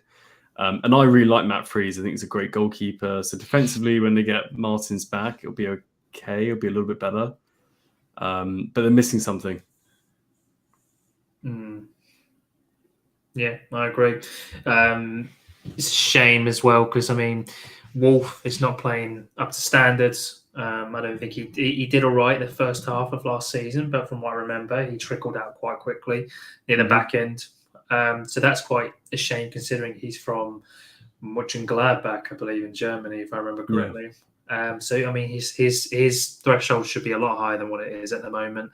But the problem is that obviously you've got rid of Rodriguez, and you've got yourself a 37-year-old Morales now overtaking. Like New York City, they do need to pull their finger out their arse a little bit just to. They've also lost James Sands as well. Yeah, Sands obviously now he's done a meniscus, I believe it is in the Bundesliga. Yeah. So he's out pretty much the remainder of the season. So, and which was a funny one because they got rid of him on loan with an option to buy. I think it was. I don't think it was actually to buy. If I remember, I definitely there was a loan. So it's just like, what are they thinking a bit? Because you're getting rid of two top players there, two in this spine of the team, and that's going to damage them quite a lot. And obviously, you're missing Thiago Martins as well in the centre back slot, which is obviously greatly missed. And yeah, it's a bit of a shaky time. The only real light, like you said, is Martinez, and obviously Morales can do it every now and again, but you can't rely on him. Can't rely on a 37-year-old. No, you just can't unless you're Lionel Messi. Like you can't rely on him. But Martinez is definitely the star out of that team. And that back row, by the way, he is the Darwin Núñez of the MLS. He has so many chances. He's not a good player. He just doesn't have it. Yeah, so I'll jump on the other side, LAFC. So this was, I think I was up on my plane. I just connected to the Wi-Fi. I saw you guys talking, and I said, "Ibobasi," and Cap's like, "Ibobasi." I don't. Like, that was it. Yeah. And he's like, I don't know what the heck Detroit's talking about. And I thought I said it well, but maybe the clouds put a little interference. Jeremy Abobasi is how you pronounce it there, Cap. And I thought you got it. So yeah, I mean, dude, he scored a banger game week 1. Game week 2, he was non-existent. It seems like for LAFC, dude, sorry, you talk about another one, Olivier Giroud. We talked about like Marco Reus, like they like our marquee signing. This is gonna be the guy. Bro, what a fall off for Olivier Giroud. I mean, like you watch him with France, you're like, oh, dude, he's gonna tear this shit up in MLS. Dude, he looks like a cigarette bumming, wanker. Like, dude, what is wrong with him? I don't. Did I say that right? That's you did. Yeah, you nailed it. Yeah, wanker. Nobody says that here in the States. I kind of want to bring it back. But yeah, dude, it's like that's supposed to be your guy, and he's MIA, and they need him. The goals aren't coming, and if Denny Buyanga, which he's not doing it, isn't happening, there's one piece who is, and it's usually Ryan Hollingshead, and he scored the goal for them, and he bailed them out because this game could have easily ended 0-0. So tough. Her says New York City Football Club are like, we got a new stadium in 2027. Let's just chill and accept mediocre football until then. Dude, no kidding. The CAD drawings for it look really good. It'll be a good stadium, but yeah, I think this is he's right about that. That's hilarious. The new stadium actually looks incredible. Hopefully, Ellis, like you guys, we could plan a trip by then. Oh yeah, easily. Bring you guys coming. But dude, did you guys see Tom Bogert? You follow him on? He's like the MLS insider. He posted today that they were like Chicago Fire were this close to bringing Neymar in, and that he was saying like it was almost a done deal, but then Santos came in and we're like, you're our guy, you're the legend, and we can do this. And he's like, I have to go back to Santos, but his contract could be up in 6 months, or it could be up at he could finish it with Santos for like after the World Cup in 2026. So there's two options there. And they were like, what's the best case for him? And he said he wanted to go to Santos because that gives him the best odds to get back in the Brazilian national team for the World Cup instead of going to the Fire, which kind of hurts. I would say that's a bad look for MLS that someone snubs you because they think it's better off that they leave to have a better look And that's what happened with Cucho Hernandez leaving the Crew. Colombia said the same thing. Like, if you want to be on the national team for next year's World Cup, you got to go outside of the MLS. I appreciate that. Yeah. I hope that narrative changes, but holy cow! Talk about 2027 for New York City and the guns that they're gonna throw. Could you imagine if they do a freaking sweep right before and they go, "Hey, Yeah. Neymar, we built this brand new freaking stadium. World Cup just ended. True. You're our guy." I mean, that would be insane. So I don't think it's guaranteed that it would go back to Chicago. Yeah. Honestly, it might even be Inter Miami being like, hey, at that point, Messi's probably gone, Busquets, Alba, and they need this, revolving door of superstars. Yeah. I could see have New a York difficult City time fighting. imagining Neymar in that Chicago Fire kit. I don't know why. Something just doesn't add up there. He suits into Miami to a T. You He can just does, imagine yeah. him Bring MSN back. being on the beaches of Miami and just taking all those selfies and Instagram posts. You can just see it happening. Yeah, so Hirsch says Savio was saying that they want to win the World Cup for Neymar. But I mean, the way he's playing for Santos right now, like, he could definitely be a guy who slots in there. And I agree. I think he's definitely like more of an LA kind of a guy, Miami player. So definitely see that. Or Vegas. Ooh, that would be something. We'll see. Vegas. If they get the MLS expansion team. Oh, that's cool. Wow. Detroit is one of the options too, so would be pretty fire. We shall see. But I think LA, it's weird, isn't it? Because Boanga's obviously not really done too much in the last few games. They have CONCACAF Champions Cup or Champions League. But they're winning games, but they're just sort of scraping it. Like, I think each game's been 1-0 so far. So it's been good for Hugo Lloris holders, myself. Yeah, well, just as I do, Cap and you, Kobe, doesn't always have to be pretty. But when you start to get results, that's usually a good sign of a team that can go quite far in the league. It is, but I think at the same time, it's like, if your goals aren't really coming from your strikers, so Giroud, then you're going to struggle probably sooner rather than later, because you can only ride your luck till a certain point. But you've seen at United, like, we can't score a goal to save our life because we haven't got a proper striker in place, and it catches up with you in the end if you don't sort that out. Now, in I think it's 6 months or 8 months' time, LA will be sorted with that of Antoine Griezmann. That is just like an assured thing. I'm like 90% positive that's going to happen. And so is Tom Boga and everything else. Yeah, unless you're Pep Guardiola and you're at Manchester City with no striker, you can win the league. You're right. Yeah. But they've I think they missed Bogus. Yeah, he's a big loss. He's a bigger loss than what people think and give that guy credit for. Like, it's all well and good with Ordaz and Martinez looking really good, up and coming, youth products. But you do have to have a certain standard going there. It's like us again going to United, relying too much on Garnacho to a point he thinks he's the star boy, and he doesn't do very well, and he gets a lot of heat for his age. I know obviously they signed Under, and I'm excited to see where Under is going to be implemented. I think we're still awaiting his visa, which is taking a little while. But once that's through, I'm intrigued to see how they play. And I bet you they'll play probably a bit better with that as well. But that striker is going to be the main issue there. Yeah. So last two games, in these last two games, another just only one goal. So Portland Timbers, dude, thank God. This was just at the end.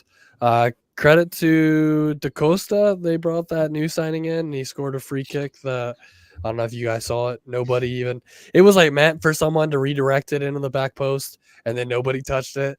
And then Brad Stuver was just kind of like late to react into it, and then it went in. So 1-0 Portland in the 89th minute. Other than that, not much else to say but what Alice said. When you're pulling results off like that, especially right there at the death, I mean – there you go. Move on to next week.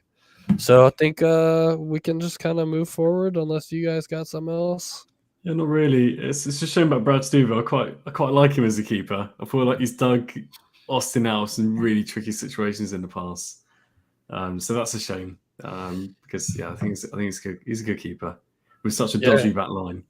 I mean, dude, I was really hoping Brandon Vasquez would pop off like he did for FC Cincinnati when we won the Supporters Shield. Like he was the forward for us, and he hasn't really caught. He was better this game. He had some opportunities, but he just needs to find the back of the net, and then I think it'll come. So, but yeah. So last game, San Diego FC and St. Louis. There was not a single goal in this one. So yeah, there was a lot of hype around this one, wasn't there? Yeah. Nothing. We're not. How do you win there? Look at that, 7.4. Love to see it. Yeah, United. But no, yeah. Again, it's just probably just a boring game. Nothing really to say much on it apart from Chucky getting hurt, pulled up his hamstring like the 20th minute. Had to be subbed out. Did he? Something to monitor. Yeah. I don't think I saw anything that said it was like super serious, like needing surgery. But I mean, usually with those hamstrings, if it's not healed properly, you really need like 6 to 8 weeks. So I could see he's going to take a dip. And if you have him, I wouldn't hold. I try to get him off my books. Yeah. How much is he? How much is he to get now? Could be. I would wait. Personally, I'd wait I'd follow the news, but I'd probably sit on it for another week or two. And then when people see that like their card's not playing, that'll drop. Intriguing. Don't do it. Not yet. Not yet. No. But yeah, man. So that is it. We in an hour and a half wrapped up every single game from this game week, which is pretty impressive. So want to give a shout out again to Hirsch, to Lex. I'm sure you guys are the only ones in chat today. Just wanted to say thank you for being here, hanging with the boys. Ellis Cap, anything you want to mention before we call it a day? No, just a pleasure. Pleasure to be here. Got to keep up the consistency. It's really good. It's good for the viewers, and I hope they're enjoying it too. And just to let them know as well, we take any feedback. So if you guys feel like you're not seeing something or you want to see more of something else, just let us know. Pop a DM as well because we're still learning. I'm of course we're absolutely having a blast. So this is great. Mm-hmm. Yeah. Cap? No, it's just again the same thing Ellis said. It's been fun. It's been another good stream. I'm looking forward to Thursday night. I believe we're doing it again. I think it's every Monday, Thursday night. So I'm looking forward to that, to see the game weeks, and so make sure you guys are in there again. It'll be good to see you, and we'll see if we can build some squads. Obviously, show the All Around So Rare channel some love. Go follow the Twitter and obviously subscribe to the YouTube channel, and let us know, guys, as well. We've been playing with a couple of ideas for the channel to do some fun video ideas that are sort of like within So Rare, I guess, but also some in real life sort of content. So if you want to see anything like that, again, just drop a comment, private message. Got any video ideas? Any one of you guys want to sort of just show us your creative mindset? By all means, drop any one of us a message, and we'll be sure to showcase that to one another. So I'm looking forward to it. But other than that, I'll see you guys Thursday, eh? Hey, you forgot to mention for Thursday. So Cap said that he wanted to do something a little different for Thursday. You know what I'm talking about? Yeah, that thing where you take your top off, Cap. Not that. Cap said he wanted to push it back an hour. Instead of 3 p.m. Eastern, he wanted it to be 4 p.m. Eastern. I think that's that way. Yeah. I think that's a shout for for Hershey, for Lex, for some of the viewers. Like, hey, if we push this back an hour, is that better for you guys? I think we should tweet that out too. Like, what is the most convenient time for you guys? And we look at that, because 3 p.m., especially in the States, like, a lot of us are working. So thankfully, for my job, it's a little bit more flexible. I can start my days a little bit earlier and end a little bit earlier. But I know for some, they don't have that opportunity. And so you look at like 4 p.m. Eastern, 5 p.m. Eastern. Those are like when people are driving home from work. So it's a great time to sit around and listen. Lex says, actually, around this time is pretty good for me. So, yeah, I think that would be a great thing to put on the poll to kind of gauge the viewers. Hey, what time works best for you? And go from that. Maybe it's like, Mondays we do 3 p.m. and Thursdays we do 4 p.m. And I know for you guys that's 5 hours later. Convenient time would be 7 p.m. Eastern, but I'm cool with anything. I don't know if I'm that committed to it at 2 in the morning. I don't know about that. Yeah, I was gonna say that's a big ask for the European boys. Yeah.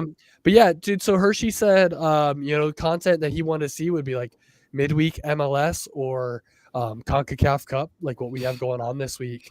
And I think we can highlight that pretty quick. If you guys got a few more minutes, you want to hang around, we can jump into it. Yeah, sure.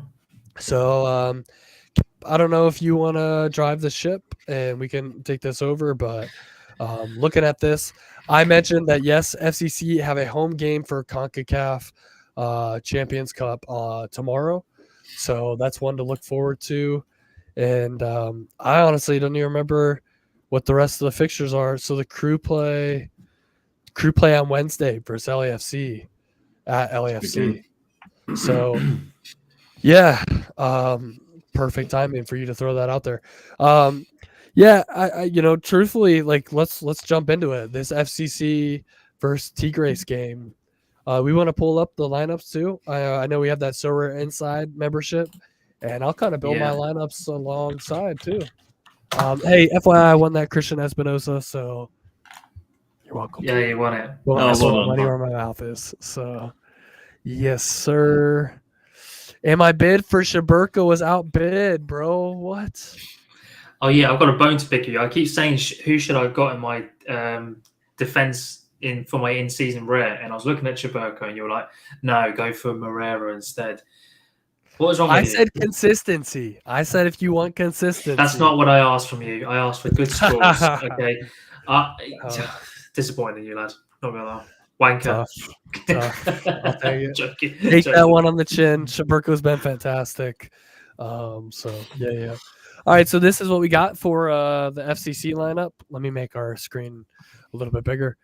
Evander, Danke, Baird, Yedlin, Iwobodo, Buka, Lucas Engel, Hadibi, Robinson, Gilberto Flores, and then Celentano.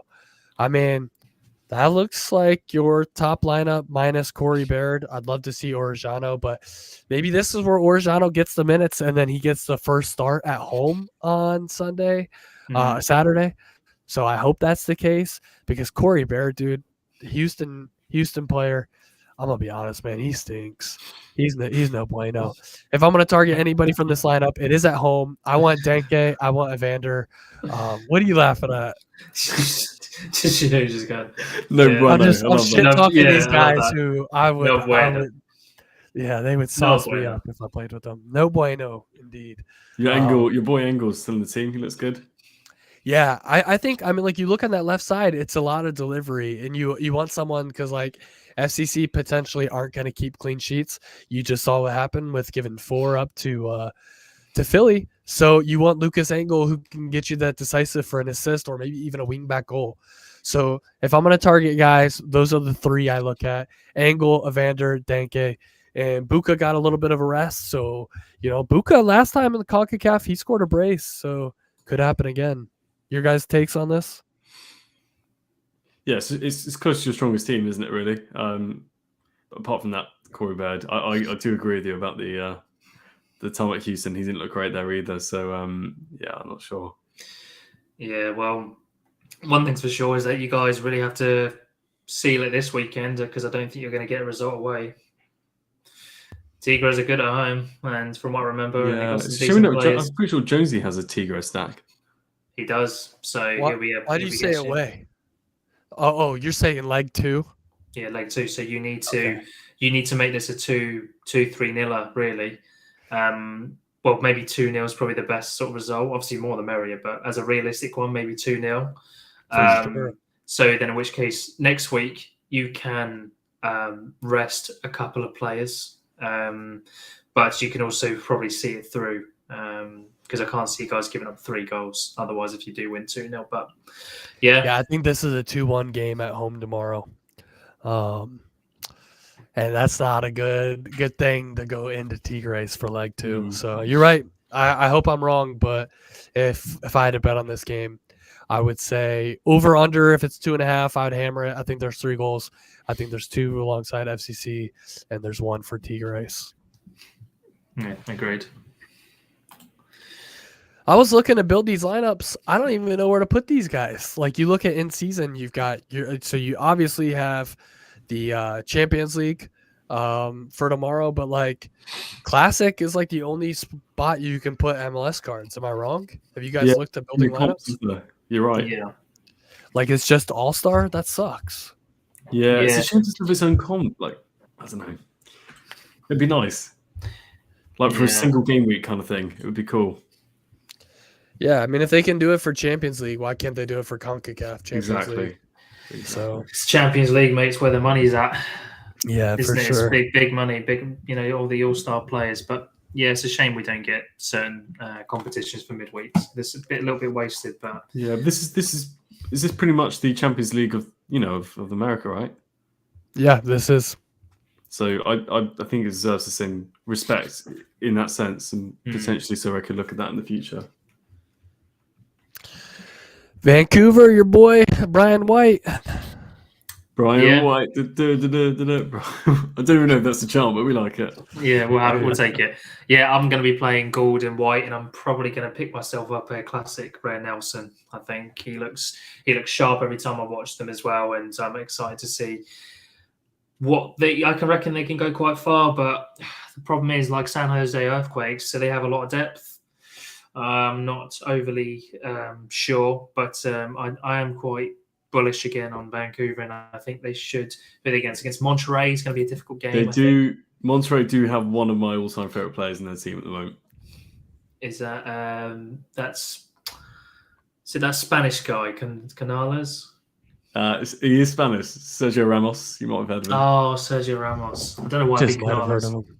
What a beast! What a fucking beast he is. Yeah, I think I just saw he just scored his first goal over the weekend. He did, yeah. He's still going strong at his age. It's ridiculous. It's awesome. So, Vancouver. What's the next one? We have Inter Miami. It's his team. Inter Miami. Messi, Suarez. Is this game? Do you think they go full strength? Oh, it's not quite. Who are they missing? Oh, no, they're not missing anyone really. Let me see if I can zoom in because I'm not sure it's not allowing me to zoom in. I can zoom in this part, but when it comes to here, there we go. That's better. I think that's too much now. It doesn't let me zoom out on that part, so I just need to get it on the right. Need to get it on the right one. So technical difficulties. Should we go? Yeah, we'll go back there. There we go. Bit better. Looks good. Yeah, Ian Frey will definitely start since he got that red card. He can't play at home for them over the weekend, so definitely see him in the back line. I think the reason why they rested Messi was to make sure they get this result here, which is huge because whoever wins this, which should be Inter Miami, would play the winner of LAFC versus the Crew. So I pray that it would be the Crew because I'd take more matchups versus Inter Miami. I'd love that. But yeah, man. So I just think that's a tough turnaround for Suarez traveling to Houston. I mean, he played great, obviously. Was only one of 2 guys to get a perfect game for So Rare, but yeah, have him run it back. Is this game tomorrow as well? Let's have a little look. Doesn't say. But yeah, no, it doesn't show the date. But yeah, they should win, obviously, quite comfortably. It's a Jamaican team as well, so they're traveling to them, Cavalier. So it'd be intriguing to see. But yeah, I've got quite a few players hopefully play midweek, and hopefully that Suarez does play. This says the 6th, so Tuesday's the 4th, Wednesday's the 5th. That's Thursday night at 8 p.m. So, I mean, I guess you get some good days of rest for Suarez. Be interesting to see what they do because, maybe they go heavy in this one for leg 1, beat them up at home. That way they can rest them all for the second leg and then see what they do at home for MLS on Sunday. But yeah, I guess we'll look at that on Thursday. I mean, I guess Thursday's stream, this game won't even kick off yet. So the Inter Miami. But next one you got is Seattle Sounders too. So Yeah, against Cruz Azul, it's going to be a difficult game. Cruz Azul, obviously, back with Bogus is coming in. So again, what do they do? I'm pretty sure Seattle are at home. Yes, they're at home. So again, you would think that Seattle, Inter, Vancouver are going to want to play a full strength team the best they can and just really try and finish the game off. Again, 2-3-0, same with Cincy as well. Like, you need to finish these guys off because you really need to take the rest. You need to rest your best players. And to be fair, luckily Seattle do have a lot of good rotational players. But yeah, it's going to be a difficult one, this game. Yeah, I'm just pulling up Hirsch's comments. Won't be surprised if Thomas starts. And he said, never mind, it's Cruz Azul. So, yeah, that's a tough matchup. Is the Columbus Crew one on there? They have Columbus Crew, away. All right. So, yeah, Jason Russell-Rowe, Rossi, Shambos, Arston. I mean, yeah, this is the strongest lineup without Rudy. So, I hope it's a 1-0 Crew game, to be honest with you.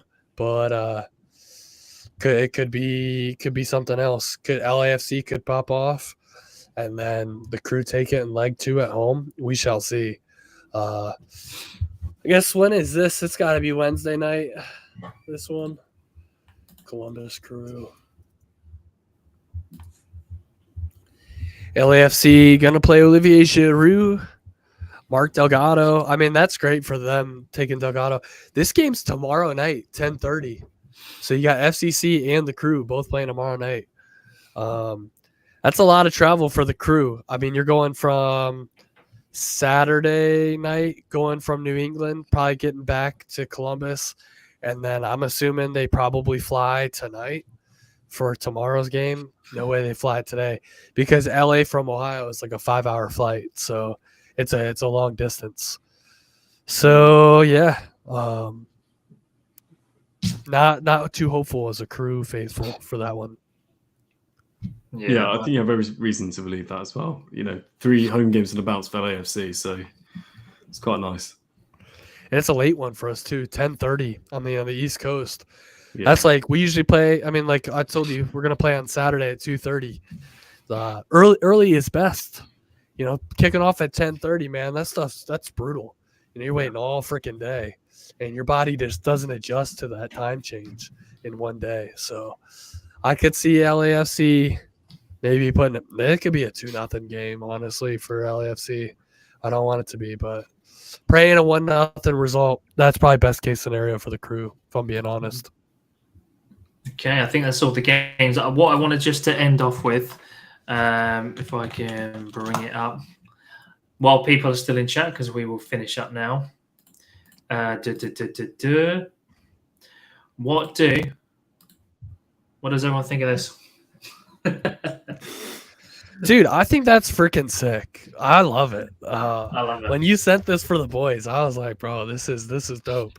Because, we all kind of have like aliases or like just little PFPs that aren't really indicative of what we look like. I mean, dude, this is spot on. Like, I guess I really need to keep this mustache for me. I showed him. I was going to say, I showed my fiance this and I asked her, who out of these chaps, apart from me, obviously, who do you think is the American one? Yeah. Who do you think she said? It's got to be Detroit. It's you. She thought it was you, Cap. Me? I look the most American. I was like, no, it's the chap on the right, but it's really good. Well done for sourcing it, Cap. They look great. Dude, it's awesome that they got your little nose ring in there too. It's class. Yeah. Hershey says, really, "Is that a Palermo kit?" It is some Jonesy. It's the most Jonesy looking picture I've ever seen. It looks more like Jonesy than Jonesy himself.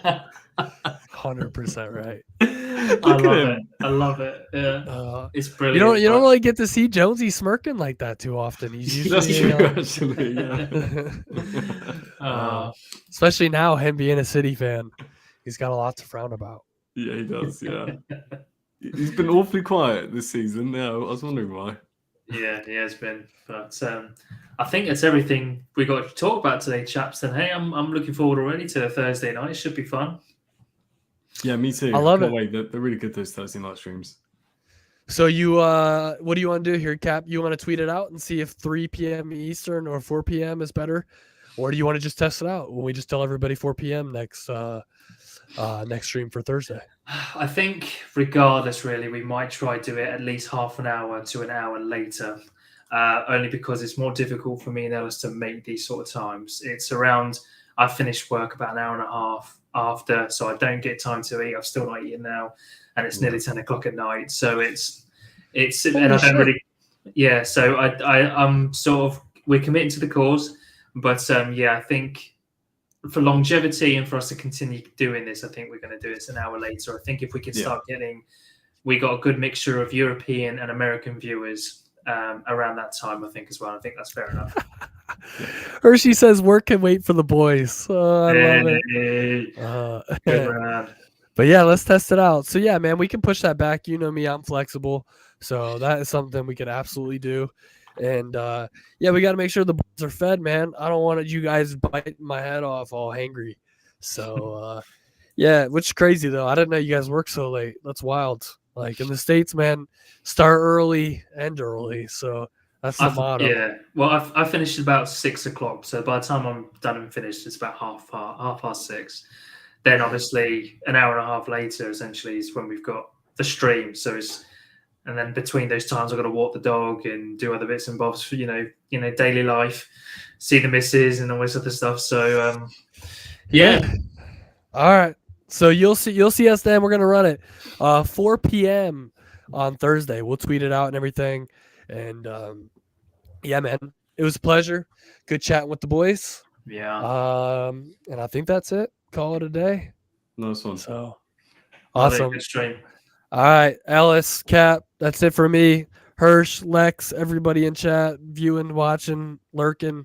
Appreciate you all. And we shall see you Thursday for building lineups for the MLS game week and recapping some of these CONCACAF championship games. So hopefully I don't sound like this, but to be determined. Great stream, lads. Well done, boys. All right, man. Later. See you in a bit, boys.